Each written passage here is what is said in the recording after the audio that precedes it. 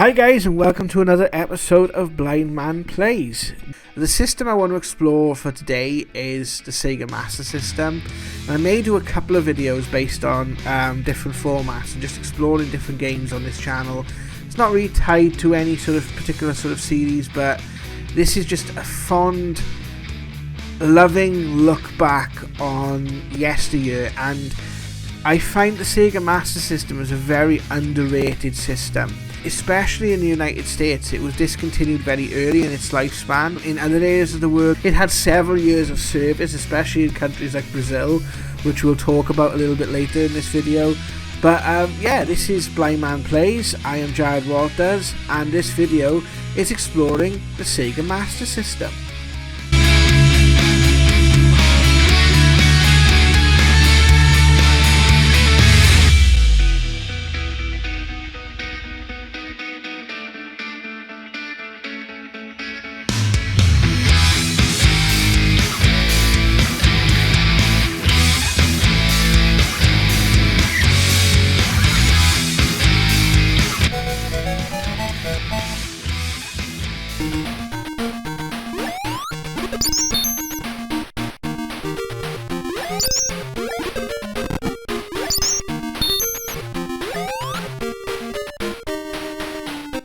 So if you had a Master System Model 2 in the UK, it was bundled with Alex Kidd in Miracle World.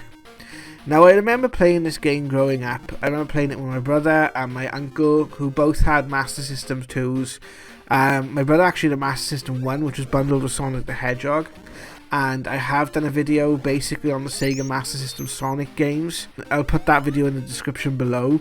But Alex Kidd in Miracle World was a platformer which really kind of was ahead of its time, to be perfectly honest with you. It starts off with Alex Kidd, who's like on a cliff edge, and he's basically got a giant fist, and that's how he can dispatch enemies, and he can pick up power-ups like a ring which shoots projectiles. There doesn't seem to be much of a story behind the game, except for the fact he's travelling through Miracle World, basically. Now, the second stage is when this game really comes into its own, because you start off at a shop, and if you've collected enough money, you can pick up another ring, you can pick up like an invincibility power-up, or you can pick up a motorcycle, and the motorcycle is so much fun.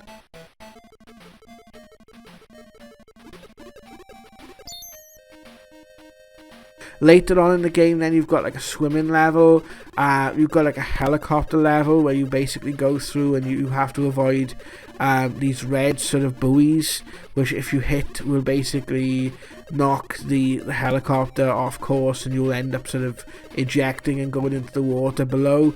But still a lot of fun and very, very much ahead of its time. A very intricate platformer for, from when it was produced, which was like the mid to late 1980s. Now, there were several Alex Kidd games. There was Alex Kidd in Shinobi World, which I remember playing when I was a kid. There's Alex Kidd in High Tech World, and there was actually a sequel to this, Alex Kidd in Miracle World 2. But I would definitely, it's a franchise that I would definitely look at checking out, because it really was ahead of its time. It's frustratingly difficult on times, especially for your younger player, or your player that can't really see things. There's a nice sort of, I like the boss battle where it's like rock, paper and scissors. I thought that was pretty neat, but there's definitely some really good ideas in this, and I think the same can be said for the other Alex Kidd games as well, which I might explore in future videos when I cover more Master System games.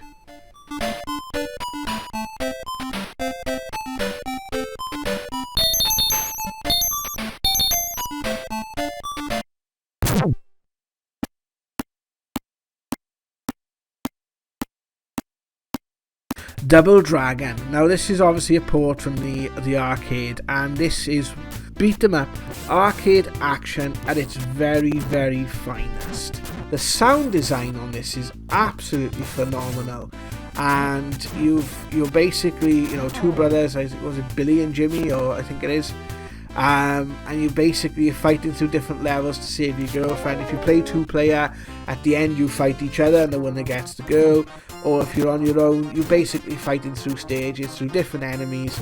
You have different weapons, you get a whip, a baseball bat. This was a lot of fun. And this is a joy to go back and revisit. Like, I revisited it on the NES recently, and it's nowhere near as good as this version of the game. This was the quintessential Double Dragon on home consoles in the 8-bit era. And I would definitely say, it's ahead of its time, because the beat-em-up didn't really come into its own until you had games like Final Fight, Streets of Rage, the 1989 Teenage Mutant Ninja Turtles. But this, it had a different variety of stages, a different variety of enemies, and just a beautiful, sublime sound design.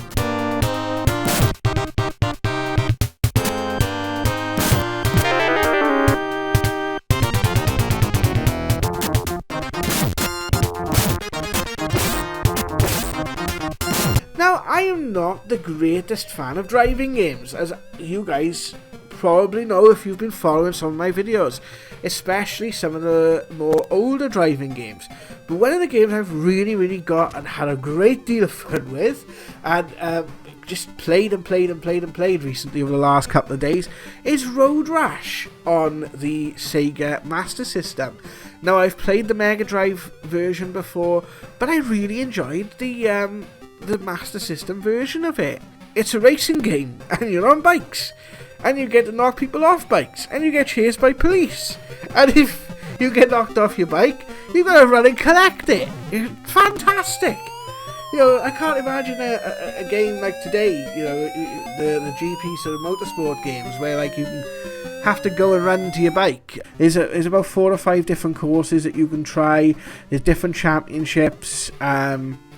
It's got like this nice charm to it, this sort of wacky charm to it, where it doesn't take itself too seriously, but it is a really cool racing game. Road Rash, man, I definitely would recommend it.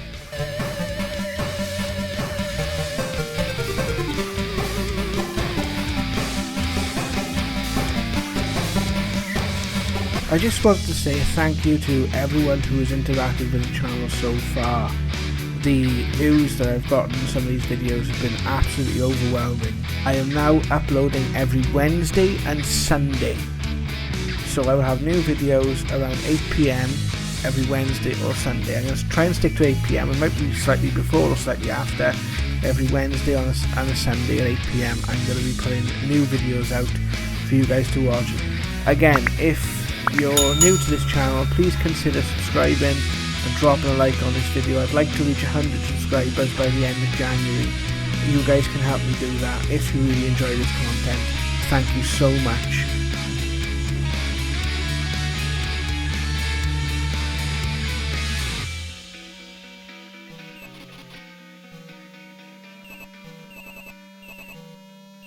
Chase HQ. Now, again, I'm really fond of Master System driving games. This was great. This was fantastic. You've basically got to chase a suspect. I think you've got to chase someone who's trying to get away, like a criminal. I think that's the basic premise of the game. And again, it was one of those games that I was quite bad at, and the only gripe I have is sometimes the screen goes kind of wobbly, and it makes I'm like, which way am I going, right or left? Which way am I going? But it was that much fun that I wanted to continue playing it. I wanted to get better. It wasn't a punishing learning curve for me. It was just, again, it was a lot of fun. It was just something that I really kind of enjoyed. So that, again, another game I can recommend. That's a racing game. Now, some of you guys may have seen the video I did called Football Games I Was Just Too Blind to Play. I featured some Sega Master System games on that, but I didn't actually know that FIFA came out on the Master System. This is the first time I'm playing this. Let's give it a go. Oh my god, it is. Oh my god, it's atrocious. They're trying too hard. It's just, guys, you're on a Master System. This. What colour's the pitch? Is it a rainy day or something? Or I've only got 2 buttons to play with here. Can we? I'm sorry, but 8-bit gaming, as far as football is concerned, achieved perfection with sensible soccer. and I'm sticking to it. There might be a 16-bit version of Sensible Soccer, but the Amiga version I had was pretty much an 8-bit game. Alright, an 8.5 or a 12-bit game then, let's say. Right? It wasn't quite 16, it wasn't quite 8. This, guys, the computer's just shooting the goal. It's just going in. It's like, oh my god. I am so bad. I'm so bad at this game. A for effort, guys, but no. WWF Steel Cage Challenge. Now, I love a wrestling game. Very much an avid wrestling fan. I have been for a great deal of time. This is the best version of Steel Cage Challenge. It has the best roster. I really did enjoy playing this game. The controls are still temperamental. It's still an LJN wrestling game. It's no SmackDown vs. Raw. It's no WrestleFest. It's the only WWF game on the system. And I would say it's a pretty decent one. I love the characters. I love the little sprites.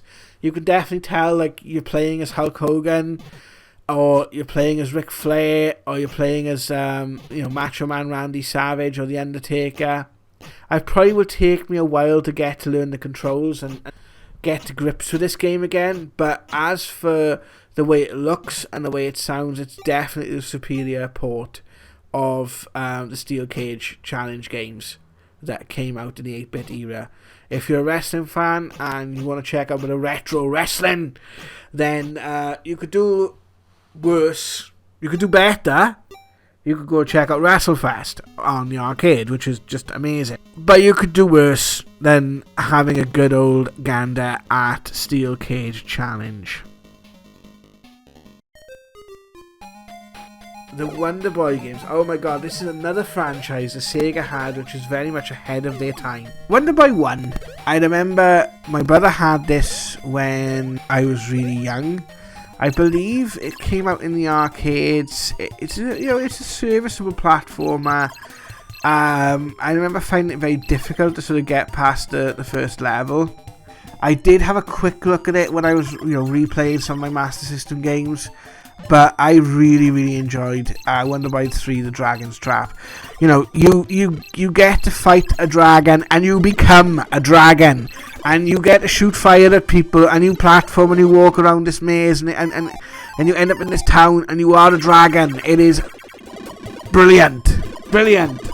I literally get to play as a dragon in this game. That is probably one of my favourites. We've also got Wonderboy in Monster World. Again, pretty decent platformers. The Dragon's Trap, Wonderboy 3 is my favourite. Again, really, really, really, really enjoyed these games and can't recommend them enough.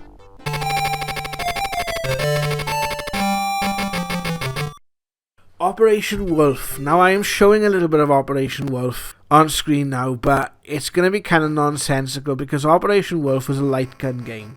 And sadly, light gun games no longer work because I don't have a CRT TV. And you can't really play it without a CRT TV because of the way the light guns worked. Oh my god. Operation Wolf was very much ahead of its time. I remember having so much fun playing it over a friend's house. When we were kids, we would make Operation Wolf games in junior school where we'd have big A3 sheets of paper. We'd draw a map, we'd draw soldiers, and we'd have felt tip pens that represent the bullets, and we would just use dots to show how we were wiping out these armies that we'd just drawn. Operation Wolf was definitely giving me some fond memories. Apparently it's gonna be brought back on the PlayStation 5. And the last game I wanna show you guys. Now this basically was mostly released in Brazil, and there was a trick played in releasing this game. Now Capcom did not want to release the rights to this game. What I'm showing you on screen now is a bit of a misleader. Because this is a demo ROM I found on the internet of what Resident Evil could look like as a Master System game, okay? And I hope this is something that's being developed. I'm going to do more research into this, and if it is, I'm going to feature it in a future video. But this is what Resident Evil could be. But this other Capcom game basically Capcom didn't want to put it on an 8-bit system because they thought it would be inferior. So the publishers, I think it was Tecmo, or the publishers of the game, basically gave them 2 Mega Drive controllers plugged in or adapted to fit a Master System, and they just showed them the controllers and played the game, and they authorized the rights for it, and that brought about in 1997 an adaptation of Street Fighter 2 on the Master System. And to be fair, it tries hard, bless it tries hard. It's the closest you're going to get as an 8-bit system to a good bit of Street Fighter 2. Like, you can definitely tell it's Street Fighter 2. Just want to share that love of just how much fun this system is, and how many fond memories that people had. What were your fond memories of the Sega Master System, guys? What games did you enjoy playing, and what games could you recommend for me to feature in future videos? You win! Thank you again for all the love and support that you've given this channel, and for all the comments and feedback that you've given across different forums when I've shared this across Facebook and Reddit and different other places, and the comments you've put on this channel. If you do like these videos, please give it a thumbs up, like and subscribe, guys. It does help this channel grow across YouTube, and I'm very much looking forward to doing more videos in the future. I'm not going to cover any licensed games here because I want to do that in my adaptation. There's plenty of games based on movies, and there's some really good ones on the Sega Master System, so I'm very much looking forward to doing that, so stay tuned for that, guys. I just want to take you guys on a bit of a journey of rediscovering my love for a system which was just absolutely phenomenal, and unfortunately is just not as remembered as fondly as like the Nintendo Entertainment System, the Sega Genesis, and in many bloody ways Sega did when Nintendo didn't, or whatever the advertisement was. Thank you very, very much for reliving this memory lane with me with the Sega Master System. I love you guys very, very much, and we'll speak again soon. Take care.